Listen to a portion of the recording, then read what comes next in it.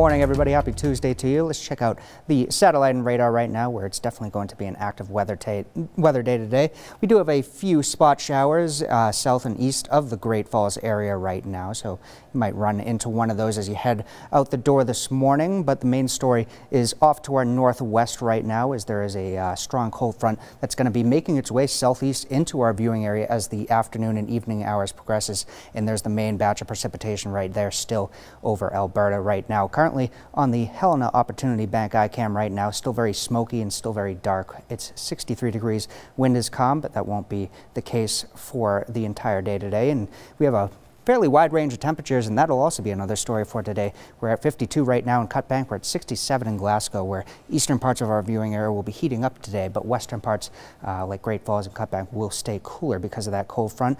Wind will also be a factor to contend with today as well. You can see Cutbank right now at 24 miles per hour. Now this is sustained wind, so it's going to be very blustery today, especially along the Rocky Mountain front, and anywhere else right now we're 5 to 15 miles per hour, and we still do have poor air quality in effect, much like we did have yesterday.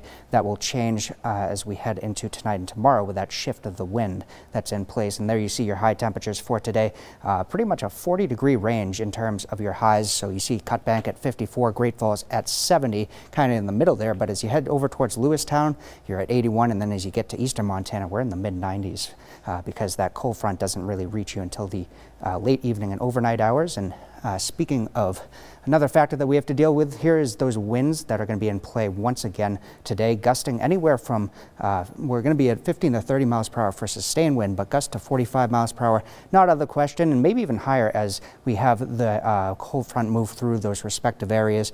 Could be seeing some potentially damaging gusts, so definitely look out for that as well. We do have a red flag warning in effect until the overnight hours for the far eastern parts of our viewing area. Our lows tonight are going to be fairly cool once that cold front makes its way through. We'll pretty much be in the 50s. And as you take a look towards tomorrow, it's pretty interesting because of the overcast skies and that wind from the north. We really don't have any warm-up tomorrow, so we're going to stay in the 50s, a continuation of the temperatures from overnight. Here is a closer look at future track to break down the timing of the rainfall. As we head into the evening hours, that's really when the rain starts to make its way into the Great Falls area. Western and central Montana will be experiencing rain throughout the overnight hours and into tomorrow, as well as will be rainy throughout the day as well into the afternoon.